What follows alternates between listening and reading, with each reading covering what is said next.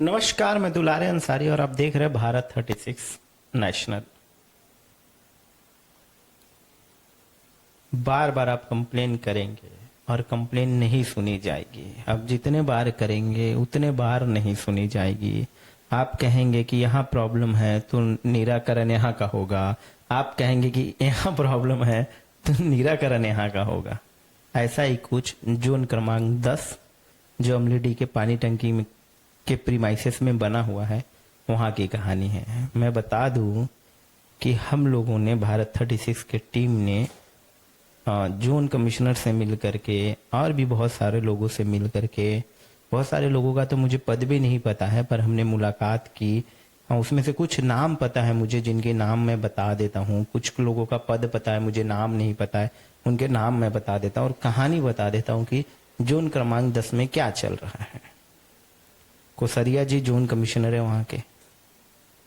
कोसरिया जी से मुलाकात होती है और एक विषय पे बहुत चर्चा होती है कि रायपुर में आए दिन क्राइम बढ़ रहा है। क्राइम को बढ़ते हुए देख करके जो रास्तों पे ठेले लग रहे हैं वो ठेले को हटा दिया जाए, उनमें अतिक्रमण किया जाए। वो सही तरीके से लगे भी नहीं है और रोड को छेका जा रहा है। अब होता क्या है, गाड़ी रोड तक लगने लगती है। होता क्या है, 10 बजे 11 बजे के बाद लड़के लड़की आ करके वहां पर सिगरेट पीते हैं, चाय पीते हैं और कहीं ना कहीं इससे क्राइम बढ़ता है। ये बातों को हमने मुख्य रूप से बताया। कोसरिया जी ने कहा कि जी बिल्कुल हम इसको करेंगे, पर थोड़ा सा हमें समय दीजिए। मैंने बोला समय क्यों चाहिए? तो कोसरिया जी बताते अपनी बातों में कि समय इसलिए चाहिए क्योंकि महतारी वंदन योजना चल रही है। बीजेपी की स्वर्णिम योजनाओं में से, बीजेपी की मोदी की गारंटी में से एक ये भी गारंटी थी कि महतारी वंदन में 1,000 रुपए दिए जाएंगे। इनका रजिस्ट्रेशन चल रहा है, पर रजिस्ट्रेशन तो आंगनबाड़ी में चल रहा था, पर उन्होंने कोई ना कोई बहाना बना करके अपने आप को महतारी वंदन योजना से जोड़ लिया। मैंने कहा ठीक है, आप समय ले लीजिए। समय आया 20 तारीख की। 20 तारीख को मैंने फोन लगाया। कोसरिया जी बोले ठीक है, बराबर बातचीत नहीं हो पाई। फिर मैंने फोन उनके नीचे के अधिकारी दिनेश सिन्हा को लगाया। उनको कहा तो बोले बस हम लोग महतारी वंदन का फॉर्म भर रहे हैं, आज का आखिरी दिन है, महतारी वंदन का फॉर्म भर देंगे, भरने के बाद तुरंत तोड़ दिया जाएगा। मैंने कहा ठीक है, तोड़ देंगे। मैंने उन्हें जगह बताई, चीजें बताई। मैंने उन्हें बताया कि जो लालपुर का ओवर ब्रिज है, जहां से आप राजेंद्र नगर से निकल के अगर आपको कमल विहार जाना है तो जो ब्रिज आती है, उस ब्रिज के नीचे बहुत बड़े बड़े ठेले लगे हुए हैं। ऐसे ऐसे ठेले लगे हुए हैं जो आप एक्सपेक्ट नहीं कर सकते हैं। लोगों ने बिजनेस बना लिया है, धंधा बना लिया है। लोग कैसे कैसे लगाते हैं, मैं आपको थोड़ा सा बताऊंगा भी और स्क्रीन पे दिख भी रहा होगा शायद आपको। तो स्क्रीन पे दिख जो रहा है, देख सकते हैं आप कि मेरे स्क्रीन पे किस तरीके से आपको दिख रही है। एक एक आदमी ने 6-6 ठेले लगाए हैं और किराया वहां से वसूला जा रहा है। क्या वो जगह सरकारी जगह किसी को किराए देने पे जगह है? और जब लोगों को किराए पर दिया जा रहा है तो उस जगह का आधार क्या है? दिनेश सिन्हा जी बताते हैं कि 20 तारीख है। खैर मैं मूल पे आता हूं, फिर मैं आपको वो कहानी बताऊंगा। स्क्रीन पे तो आप देख ही रहे होंगे मेरे। दिनेश सिन्हा जी फिर बताते हैं कि 20 तारीख आज अंतिम तिथि है महतारी वंदन योजना की, और महतारी वंदन योजना के बाद अंसारी जी तुरंत उसको तोड़ दिया जाएगा। मैंने बोला ठीक है, डन है, डन। दिन आती 21 तारीख की। 21 तारीख की फिर सुबह में फोन लगाता हूँ। बोले अभी तक फॉर्म सबमिट नहीं हुआ है, हम लोग सबमिट करने आए हैं, आज सबमिट होगा। मैंने बोला सर आप रोज यही बात बोलते हैं। बोले आप बस आज का दिन दे दीजिए। 21 फरवरी की घटना बता रहा हूं मैं। इससे पहले की घटना 20 फरवरी की थी और ये 21 फरवरी की घटना है जो मैं वार्तालाप बता रहा हूँ। दिनेश सिन्हा जी अपनी बातों में बताते हैं कि बस तोड़ दिया जाएगा, चीजें कर दिया जाएगा, बस एक दिन का समय दीजिए। दिन आता है 22 तारीख की। 22 तारीख की सुबह फिर मैं उठता हूँ, ऑफिस के लिए निकलता हूँ और निकलते हुए मैं अपनी गाड़ी से उन्हें फोन लगाता हूँ। मैं बोलता हूँ दिनेश सिन्हा जी। बोले आप एक काम कीजिए, आज हम लोग जो अतिक्रमण है, आज जो दुकानें हैं वो हम हटा रहे हैं, पर हम कहाँ की हटा रहे हैं? तेलीबांधा की हटा रहे हैं। तेलीबांधा को जो राइट साइड का है वो हम लोगों के अंदर आता है, वो हमारे जोन क्रमांक 10 में आता है और उसको हम तोड़ रहे हैं, हटा रहे हैं। आपको अगर यकीन नहीं है तो आप जाके चेक कर लीजिए। मेरे भी अंदर थोड़ा सा शक आता है और मन करता है कि थोड़ा सा जाके देख लूं।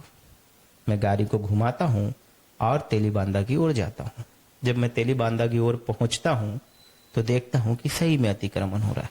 पर अतिक्रमण कैसा हो रहा था वहां पे मैं आपको बताना चाहूंगा कि कुछ दुकानें तोड़ी भी जा रही थी। दुकानों के बाहर में जो बोर्ड्स लगे होते हैं, कुछ लोगों के बोर्ड्स तोड़ दिए जा रहे थे और कुछ लोगों को समय दे दिया जा रहा था। मतलब ये समझा जा सकता है कि जिनके ताल्लुकात जोन से अच्छे हैं उनकी दुकानें नहीं टूटेगी या उनके बाहर की बोर्डें नहीं टूटेगी, उनको समय दे दिया जाएगा, चीजों के लिए मोहलत दे दी जाएगी। पर अगर आपके ताल्लुक अच्छे नहीं है और आप एक गरीब है या आपके पहुंच अच्छी नहीं है तो आप यकीन मानिए कि आपका दुकान एक बार में तोड़ दिया जाएगा, आपका बोर्ड एक बार में तोड़ दिया जाएगा, आपकी सारी चीजें एक बार में तोड़ दिया जाएगा। क्यों? क्योंकि आपके पास कॉन्टैक्ट्स नहीं है, संपर्क नहीं है। फिर उस दिन मैं देखता हूं, फिर 22 तारीख की दिन निकल जाती है, फिर मैं 23 तारीख को बोलता हूं। 23 तारीख को कोई ना कोई बहाना बना करके टाल दिया जाता है, 24 टाल दिया जाता है, 25 टाल दिया जाता है। फिर मैं जाता हूं, उनसे मिलता हूं। मिलने के बाद मैं बहुत सारी बातों को रखता हूं। रखने के बाद वो बताते हैं कि हम उसमें लगे हुए हैं, हम तोड़ रहे हैं। फिर एक दिन ऐसा आता है कि वो बोलते हैं कि आज तोड़ने ही वाले। उस दिन की भी सुबह मैं फोन करता हूं, तारीख मुझे समझ में नहीं आ रहा है क्योंकि 22 तारीख के बाद बहुत सारी बातें हुई। तो बोलते हैं कि हम लालपुर में अतिक्रमण कर रहे हैं, लालपुर के उधर अतिक्रमण कर रहे हैं, इधर अतिक्रमण कर रहे हैं, वहां अतिक्रमण कर रहे हैं। आप सोच रहे होंगे कि इस वीडियो को मैंने पहले क्यों नहीं बनाया, क्योंकि मुझे एक विश्वास था कि टूट जाएगा, एक विश्वास था कि अतिक्रमण होगा, पर वो विश्वास अब मेरा टूट रहा है। जब न्यूज चैनल के लोगों का विश्वास टूटता है तो सोचिए कि एक आम आदमी का विश्वास कितना टूटता होगा। जब एक हम जैसे लोगों को घुमाया जाता है तो सोचिए कि एक आम आदमी को कितना घुमाया जाता होगा। जो लोग एग्जाम से पहले, गवर्नमेंट में नौकरी आने से पहले, बड़े अधिकारी बनने से पहले बड़ी बातें करते हैं कि हम ऐसे हैं, हम वैसे हैं, वो सबसे ज्यादा आपको करप्ट दिखेंगे कब? जब उस पद पे बैठेंगे तब। वो दुनिया की सारी चीजें तोड़ रहे हैं। मेरे वीडियो में मैं दिखा रहा हूं कि वो दुकान छोड़ करके, अगर आप राजेंद्र नगर का थाना देखेंगे तो राजेंद्र नगर के थाने के बाजू में भी आज अतिक्रमण किया गया, दीवारें तोड़ दी गई। क्यों तोड़ दी गई? क्योंकि उन्हें तोड़ना था। यहाँ की दीवारें, यहाँ की दुकानें क्यों नहीं तोड़ी गई? क्योंकि उन्हें नहीं तोड़ना है। आप दो बातों को साफ समझ लीजिए।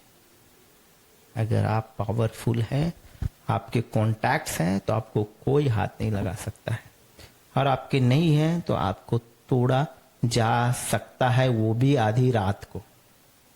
सवाल बहुत सारे हैं मेरे मन में कि क्या जोन अध्यक्ष या फिर दिनेश सिन्हा जी ये नहीं चाहते हैं कि राजेंद्र नगर बोल रहा हूं मैं, माफी चाहूंगा, जो लालपुर का ओवर ब्रिज है उस ब्रिज के नीचे की दुकानें टूटे, उनके दुकानों को हटाया जाए।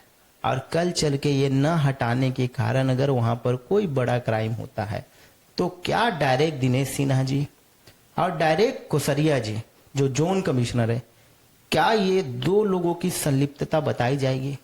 क्या इन दो लोगों के नजरअंदाज करने से घटना को अंजाम होगा? बार बार उनको बोलना, बार बार उनको फोन करना कहीं ना कहीं ये बताता है कि दिनेश सिन्हा जी और कोसरिया जी दोनों ही पूरी की पूरी फेल है, दोनों के दोनों पूरे फेल्यूर है, पूरा सिस्टम फेल है। क्या करने में? लालपुर ओवर ब्रिज का दुकान हटाने में। सवाल ये भी उठता है क्या उस दुकानों पर कोई बड़े नेता का हाथ है? बीजेपी जब बात करती है सुशासन की, अब बड़ा बड़ा बोर्ड देखेंगे तो बीजेपी एक लाइन लिखती है, विष्णुदेव साय की सरकार, सुशासन वाली सरकार। ये ऐसी सुशासन वाली सरकार है जिस सरकार में जोन कमिश्नर के नाक के तले, जोन कमिश्नर के नाक के नीचे लोग दुकानें रात भर चला रहे हैं। मतलब आप जाकर देखेंगे जब ओवर ब्रिज के नीचे तो आपको दिख जाएगा कि दुकान कितनी अच्छी है और कितनी खराब है। मतलब उस दुकान में अगर आज के तारीख में उसे नहीं हटाया गया, अगर आज के तारीख में उस पर कार्रवाई नहीं की गई तो वो आपको पता है कि वो सरकार की जो जमीन है, वो सरकार का जो फुटपाथ है, उस पे लोग कब्जा जमाना चालू कर देंगे और आप आने वाले 100 साल तक उस दुकानों को नहीं हटा पाएंगे। क्यों? क्योंकि फिर वहां पर वोट की राजनीति होगी। क्यों? क्योंकि वहां पर बहुत सारे लोगों की राजनीति होगी। क्यों? क्योंकि वहां पर संगठन बन जाएगा, संगठन की राजनीति होगी। क्यों? क्योंकि वहां पर समिति बन जाएगी, समिति की राजनीति होगी। वहां पे सिर्फ और सिर्फ राजनीति होगी, सिर्फ और सिर्फ राजनीति होगी। और जहां पर राजनीति होगी, कोई भी नेता, कोई भी आदमी ये नहीं चाहेगा कि मेरा वोट बैंक खराब हो, और वोट बैंक के चलते वो जमीन सरकार दे देगी। और सालों से देखते आ रहे हैं कि बिना माँ बाप के ऐसे बहुत माँ बाप है जिनकी जमीनों पे 1 रुपए का भी अधिकार नहीं था, पर उन्होंने अपना अधिकार, अपना वर्चस्व जमा कर बैठा है। क्यों? क्योंकि वहां से वोट आने। कई बस्तियां, कई मोहल्ले अवैध है जिनको आज तक पट्टा नहीं दिया गया, पर बसा हुआ है। क्यों बसा गया? क्योंकि वहां से वोट आना है, वहां से वोट बैंक की राजनीति होनी है। 2024 का लोकसभा का चुनाव नजदीक है, और चुनाव में भी अगर लोग इस चीज को अनदेखा करेंगे, अगर अधिकारी इस चीज को अनदेखा करेंगे, तो लोग जाएंगे तो जाएंगे किसके पास, और न्याय की उम्मीद करेंगे तो करेंगे किससे, और कैसे करेंगे, किस आधार पे आप न्याय की उम्मीद करेंगे। इस खबर के बाद सवाल यह उठता है कि क्या दिनेश सिन्हा, क्या कोसरिया जी जो जोन कमिश्नर है, क्या इसके बाद तत्काल प्रभाव से हटाएंगे, या फिर सिर्फ कान पे पर्दा डाल करके, कान पे गमछा डाल के, कान पे तौलिया डाल के, कान में हेडफोन लगा के इस बात को नजरअंदाज कर देंगे। बुरा तब लगता है जब उसी लाइन में 200 मीटर में एक दीवार तोड़ी जाती है, और उसी लाइन में 200 मीटर बाद पूरे दुकानों को अनदेखा कर दिया जाता है, आंख को ऐसा बंद कर लिया जाता है, मतलब आंख खोला ही नहीं जाता। तब कहीं ना कहीं असमंजस की स्थिति पैदा होती है, कहीं ना कहीं मन में शक पैदा होता है। देखना बहुत अहम होगा कि उन दुकानों को जब्ती किया जाएगा, तोड़ा जाएगा, हटाया जाएगा, क्या किया जाएगा।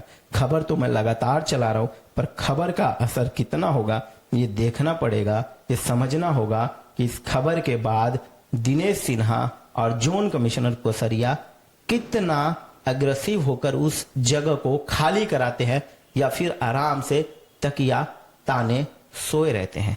तमाम बड़ी खबरों के लिए देखना न भूलिए भारत 36 नेशनल।